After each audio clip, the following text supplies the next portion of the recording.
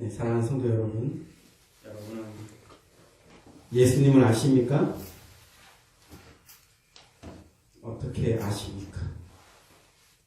얼마나 아십니까? 여러분이 알고 있는 예수님은 어떤 분이신가요? 혹시 여러분이 안다는 것이 교회에서 배운 것이 되어서는 안 될 것입니다. 여러분이 안다 하는 것이 성경을 통해 아는 것이 되어서는 안 됩니다. 여러분이 안다 하는 것이 남들이 알려준 것이 되어서는 안 됩니다. 그것으로는 충분하지 않습니다. 예수는 배우는 것이 아닙니다. 예수는 지식적으로 아는 것도 아닙니다. 예수는 신학적으로 아는 것도 아닙니다. 예수는 인격적으로, 체험적으로 아는 것이 되어야 합니다. 요한복음 17장 3절 우리가 잘 아는 말씀이죠. 영생은 곧 유일하신 참 하나님과 그가 보내신 자 예수 그리스도를 아는 것이니이다 했습니다. 여기서 아는 것은 지식적으로 이론적으로 아는 것이 아니라 인격적으로 체험적으로 아는 것입니다. 헬라어로 기노스코라고 하는데 그 어법에 대해 이렇게 설명하고 있어요. 헬라의 일반적인 태도와 마찬가지로 구약 성경에서도 지식은 감각을 통해서 획득된다. 감각을 통해서 획득된다. 네. 배우는 게 아니고요. 가르쳐서 되는 게 아니고요. 네. 자기 삶을 통해서 체험적으로 알게 되는 것을 말하는 것입니다. 이스라엘은 하나님을 아는 자들이었습니다. 그래서 예레미야 31장 34절에 이렇게 말씀하고 있어요. 그들이 다시는 각기 이웃과 형제를 가리켜 이르기를 너는 여호와를 알라 하지 아니하리니 이는 작은 자로부터 큰 자까지 다 나를 알기 때문이라. 내가 그들의 악행을 사하고 다시는 그 죄를 기억하지 아니하리라. 여호와의 말씀이니라. 이스라엘은 아브라함, 이삭, 야곱의 삶을 통해 하나님을 알았습니다. 그 이후 출애굽과 단야 40년 여정을 통해 하나님을 알았고 가나안 정착과 사사와 왕조 시대를 통해 하나님을 알았습니다.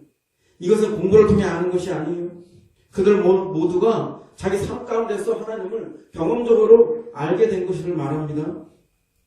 우리가 잘 아는 베드로도 예수님을 알았어요. 그가 처음 예수를 만난 날 밤이 새도록 물고기를 잡았으나 아무것도 잡지 못했죠. 그래서 모든 일을 끝내고 그물을 정리하려고 할 때 그때 예수님께서 베드로에게 명하십니다. 깊은 데로 가서 그물을 내려 고기를 잡아라. 예수님의 말씀에 의지하여 그물을 내린 베드로는 그물이 찢어질 정도로 많은 물고기를 잡게 됩니다. 그리고 시몬 베드로는 예수의 무릎 아래에 엎드려 이르되 주여 나를 떠나소서 나는 죄인이로소이다 하고 예수님을 영접하게 됩니다. 베드로에게 이 장면은 평생 잊혀질 수 없는 첫 만남일 거예요. 그리고 세월이 흘러 그런 이와 비슷한 장면을 또 만나게 되죠. 예수님께서 십자가에 죽으시고 부활하신 이후에 베드로는 무엇을 어떻게 해야 될지 잘 몰랐어요.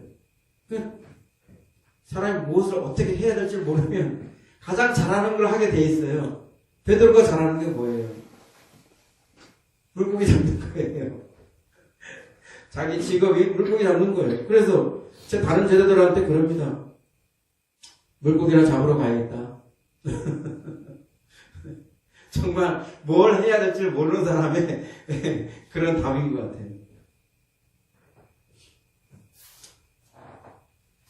예수를 따르던 그 이전의 일, 어부로서 물고기 잡는 일로 돌아갑니다. 근데 그날 또 참 희한하게 밤이 새도록 아무것도 못 잡았어요. 근데 저 멀리서 누군가가 뭐든 잡은 게 있느냐? 아무것도 못 잡았어요. 그럼 그물을 배 오른편에 던져봐라. 그래서 뭐라는 거야? 밤새도록 입었는데 아무것도 못 잡았는데 이렇게 생각할 수 있는데 그 말대로 배 오른편에 그물을 던졌습니다. 그랬더니 물고기가 또 그 문이 찢어지도록 잡은 거예요. 이거 어디서 본 듯하고 경험한 듯하고 데자부? 기시감?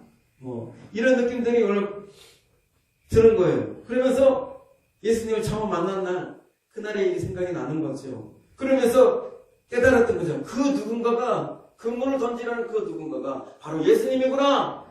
그러고 딱 배에서 뛰어내려서 예수님 하고 예수님을 달려갔죠. 네? 얼마나 오매불만 예수님을 보고 싶었을까요? 네? 자기 예수님 공생의 동안에 평생 따라다녔는데 예수님이 이제는 만날래야 만날 수도 없고 볼래야 볼 수도 없는 그런 입장에서 예수님이 나타나니 얼마나 반가웠겠어요. 달려가고 예수님 하고 그렇게 예수님을 만나는 게 중요한 거예요. 예수님을 책으로 배우는 게 아니에요. 예수님을 책으로 배우는 게 아닙니다. 예수님은 누구한테 막 들어서 아는 게 아닙니다. 내가 내 삶의 현장에서 그분을 경험해야 되는 거예요. 그분을 만나야 되는 거예요. 오늘날 모든 성도들이 이걸 포기하고 살던데 그러면 안 됩니다. 성경이 말하고 있는 것은 예수님을 알라, 하나님을 알라, 이 하는 모든 안다는 것은 경험적으로 아는 것이에요. 이걸 포기해서는 안 됩니다. 바울도 예수님을 아는 자였죠. 베드로처럼 평생이 아니다. 베드로처럼 예수님의 공생 동안 출고 따라다닌 입장은 아니었지만 바울은 극적인 경험을 하죠.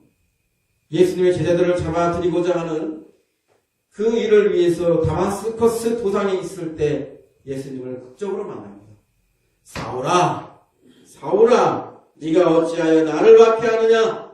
나는 네가 박해하는 예수라. 눈이 어두워서 잘 알지 못해서 자신이 하나님을 핍박하고 하나님을 공경에 빠뜨리는 그런 일을 했다는 어떤 그것이 그 사건을 통해서 확 모든 것이 바뀌는 사건이 되죠. 바울의 이 극적인 사건을 통해 예수를 핍박하는 사울에서 예수를 전하는 바울로 바뀝니다. 바울이 전한 예수는 바로 자신이 인격적으로 체험적으로 경험한 예수예요. 다른 예수를 전하는 게 아니에요. 베드로가 만났던 예수를 전하는 게 아니고요. 요한이 만났던 예수를 전하는 게 아니에요. 자기가 만났던 예수님을 전하는 거예요. 그러니까 어떻게 해요? 누구한테 뭐 전할 때 되면 항상 이 얘기가 꼭 나와요. 사도행전 보세요. 몇 번에 걸쳐서 그게 자기가 내가 말이에요. 사실은 말이에요. 내가 예수를 예수를 핍박하고 예수 믿는 사람들을 그렇게 잡아 죽이는 일에 앞장섰는데요. 글쎄 제가 다마스커스 곡성에서 예수를 만났다는 거 아닙니까? 이러면서 그런 식으로 이렇게 누구한테 얘기를 해도 항상 자기가 경험한 것이 항상 앞에서 이스라엘 백성들이 자신들의 모든 이스라엘 역사 속에서 항상 하나님이 출애굽하시고 광야에서 일으켰던 일들을 항상 해자하고 항상 그걸 거론하듯이 굉장히 중요한 사건이기 때문에 하나님을 만나는 중요한 사건이기 때문에 하나님을 알게 된 아주 중요한 사건이기 때문에 그런 중요한 경험이기 때문에 계속 3탕, 4탕, 5탕, 6탕 우려먹고 계속 우려먹는 거예요. 들어보면 계속 그 얘기예요. 이거는. 그러면서 보면 이 사건이 바울한테 얼마나 중요한 사건이구나. 또 이 사건이 유대인들한테 얼마나 중요한 사건이구나 하는 것들이 이들의 그 고백 속에서 나와요. 빼지 않고 나와요. 이와 같은 경험들, 이와 같은 고백들이 사실 우리한테 있어야 되는 것입니다. 여러분은 예수를 아십니까? 예수를 만났습니까? 여러분은 이와 같은 예수님과의 만남이 있습니까? 여러분들 이런 극적인 체험이 있으십니까? 그런 거는 유대인들만 하는 거예요? 그런 거는 바울이나 베드로나 하는 거예요? 아니에요. 그것도 우리에게 예외 없이 우리에게도 일어나야 되는 일입니다. 없다면 지금 당장 그것을 구하세요. 우리는 죽어있는 이론이나 종교를 믿는 것이 아닙니다. 우리는 살아계시고 상주신 분을 믿고 있는 것이고 지금도 나를 사랑하사 나와 함께 하시는 하나님을 믿고 사랑하는 거예요. 그게 삶에서 구체적으로 드러나야 되는 게 정상입니다.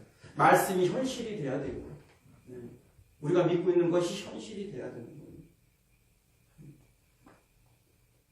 그게 우리의 믿음이 필요한 것입니다. 저는 최근 들어 하나님의 음성을 선명하게 자주 들었어요. 특히 하나님의 음성은 제 안에서 자주 들려지는 찬성에서 오는 경우가 많았습니다. 최근에 저는 결혼 문제 때문에 낙심하였어요. 다른 것은 다 주시면서 왜 아직까지 결혼 배우자를 주시지 않는지 하나님에 대해 원망과 분노 속에 하나님께 반항하였습니다.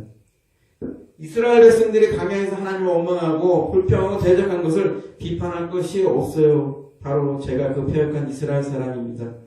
여러분은 어떠신가요? 그럼에도 불구하고 하나님은 제게 말씀하십니다. 제가 평소에 좋아하지도 않고 잘 부르지 않는 찬송이 들려옵니다. 그래서 이게 무슨 곡인가 찾아보게 되고 어떤 가사인가 더듬어 향하려게 되는 찬송이 계속해서 제 안에서 들려옵니다. 너는 내 것이라, 내 것이라, 두려워하지 말라. 내가 널 도와주리니. 제가 그 가사에 집중할 때까지, 그 메시지에 집중할 때까지 계속 들려옵니다. 그리고 또 다른 찬송이 들려옵니다. 그와 같이 너희를 버려두지 않으리. 내가 너희와 영원히 함께하리라. 그리고 이런 찬송도 계속 들려옵니다. 그 사람 얼마나 아름다운지, 그 사람 얼마나 날 부유하게 하는지, 그 사람 얼마나 크고 놀라운지, 그 사람 얼마나 나를 감격하게 하는지. 다 표현 못해도 나 표현하리라. 다 고백 못해도 나 고백하리라. 다 알 수 없어도 나 알아가리라.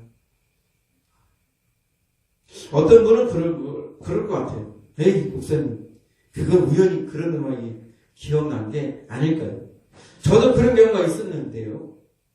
정말 우연일까요? 사랑하는 성도 여러분, 저는 그 찬송이 들렸을 때 기도하고 있을 때가 아니었어요. 말씀 보고 있을 때도 아니었어요. 찬양하고 있을 때도 아니었어요. 하나님과 좋은 관계에 있을 때도 아니었어요. 하나님에 대해 불만과 원망을 가지고 부끄럽게도 탈선하는 입장이었어요. 그런 가운데 제 안에서 이와 같은 찬송이 계속해서 반복적으로 들려왔어요.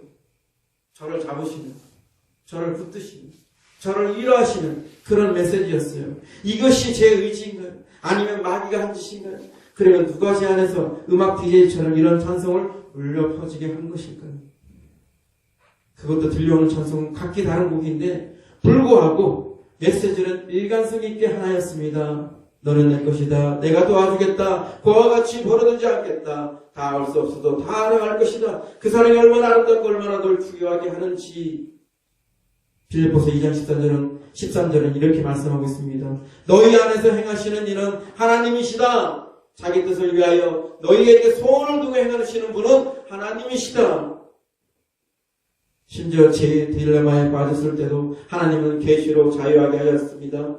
그리고 이 몸의 소망 무엇인가라는 찬송을 들려주시면서 예수 위에, 예수라는 반석 위에 서라고 하셨습니다. 찰스 피니와 앤드류 모리, 존 드레이크가 일찍이 주장한 대로 예수를 믿는 믿음, 예수의 구원하시는 능력을 믿는 믿음이 중요하다는 것을 알게 된 것입니다. 이전에는 내가 무언가 해야 되고 모든 것이 나로부터 시작되었어요. 그리고 지금은 예수님이 하시고 예수님이 해야 한다는 것을 알고 모든 것을 예수로부터 시작하고 예수를 통해 이루고자 합니다. 너희는 나를 떠나서는 아무것도 할 수 없음이라 주께서 말씀하셨습니다. 우리가 예수를 알아야 구원을 얻습니다. 예수를 경험적으로 모르면 믿음을 유지하기가 어렵고 하나님을 쉽게 떠나게 됩니다. 오늘날 한국교회 교인들, 세계 교인들의 문제가 어디 있는가? 그들이 지식적으로, 종교적으로 예수를 알지만 개인적으로, 인격적으로, 체험적으로 예수를 알지 못한다는 것입니다. 지식적으로, 종교적으로 적당히 만족하지 진짜 예수를 만나고자, 알고자 하는 갈망이 없어요. 그저 종교적인 위안이나 일신의 번영과 행복만을 추구하는 입장이나 언제든 손바닥 뒤집듯이 변심하고 배신할 수 있는 것입니다. 앤드류 모레이가 이렇게 말했어요. 어떻게 해야 주님과 모든 것을 항상 함께 할 수 있나요? 사람들은 흔히 이렇게 말한다. 어떻게 항상 주님과 함께하는 삶을 살 수 있으며 또 어떻게 그런 삶을 유지해 갈 수 있을까? 이에 대한 답변은 이렇다. 우리가 복되신 그리스도시여, 제가 무엇을 해야 합니까? 어떻게 해야 주님과 항상 함께 할 수 있습니까? 라고 묻는다면 주님은 오직 믿기만 하라 라고 대답하실 것이다. 우리가 하나님과 친밀한 교제를 경험하지 못하는 것은 믿지 않기 때문이다. 예수님은 세상을 바라보지 말고 네 안에서 종교적인 틀을 모두 버리고 오로지 하나님만을 믿으라 라고 말씀하십니다. 믿는 습관을 기르라. 주님의 영광을 믿습니다. 주님의 전능하심을 믿습니다. 제 안에서 역사하시는 주님의 능력을 믿습니다. 사랑으로 항상 저와 함께 하시며 하나님의 능력으로 그 사실을 드러내신다는 걸 믿습니다. 라고 말하나. 감정이나 경험에 연연하지 마라. 오히려 주님이 나를 온전히 돌보고 계셔 라고 믿고 선포하는 것이 더 쉽고 간단하다. 당신의 자아를 한쪽으로 밀쳐놓고 스스로에 대한 생각이나 말을 중단한 채 오직 예수 그리스도께서 어떤 분이신지 묵상하라. 늘 믿음을 간직하라. 하나님은 우리가 아침부터 저녁까지 믿음을 유지하기 원하신다. 때로는 이를 적절히 설명할 표현을 찾기가 어렵다. 당신의 한 호흡에 믿음을 실어라. 이것을 인생의 가장 중요한 일로 여겨야 한다. 아침에 잠에서 깨어날 때는 하나님의 임재를 굳게 믿고 하루를 시작하고, 밤이 되면 나의 구주 예수님이 나와 함께 하신다라고 생각하며 잠자리에 들라. 낮이든 밤이든 어느 때든지 늘 주님을 바라보며 항상 주님을 의지합니다라고 말하나. 당신이 항상 함께 하시는 예수님을 당신이 진정으로 신뢰하느냐가 관건이다. 나의 왕께서 날마다 나와 함께 하신다라고 말할 수 있는가? 주님이 약속을 이루실 수 있도록 그분을 신뢰하라. 말씀을 맺겠습니다. 우리는 날마다 예수님을 먹어야 합니다. 날마다 예수님을 마셔야 합니다. 예수님은 하늘에서 내려온 생명의 양식입니다. 예수님은 눈으로 보고 귀로 듣는 것에 그치지 말고 예수님을 먹고 마셔야 합니다. 음식은 보기만 하면 내게 아무런 영향을 주지 않아요. 음식은 내 입에 들어와 내 혀에서 감지되고 내 몸속을 누비며 영양소가 되듯이 나의 일부가 되어야 합니다. 예수님을 직접 먹고 마셔야 합니다. 육신의 생명을 유지를 위해서 음식물이 필요하듯이 우리의 영적 생명의 유지를 위해 우리에게는 날마다 예수가 필요합니다. 예수에 대해 배고프신가요? 예수에 대해 목마르신가요? 육신의 배고픔과 목마름을 견디지 못하면서 영혼의 양식을 위해 예수를 찾지 않는다면 여러분은 어떻게 영적 생명을 얻겠습니까? 예수님은 이렇게 선포하셨습니다. 나는 생명의 떡이니 내게 오는 자는 결코 줄이지 아니할 터이요 나를 믿는 자는 영원히 목마르지 아니하리라. 우리가 진정으로 예수를 먹고 마시고자 한다면 우리는 예수를 가까이 하고 예수 앞에 머무는 훈련을 해야 합니다. 기도한다고 주저주저 내 말만 하고 벌떡 일어나지 마세요. 성경 본다고 휙휙 넘겨보고 벌써 일어나지 마세요. 주님을 찾으시고 주님을 초대하시고 주님 앞에 오래 머무르는데 초점을 두세요. 기도를 적게 해서가 아니라 성경을 적게 보는 것이 아니라 예수님을 인격적으로 체험적으로 만나고자 예수님을 먹고 마시고자 예수님 앞에 머물 줄을 몰라서 실패하는 것입니다. 예수님과 인격적인 교감이 없이 기도했다고 말하지 마십시오.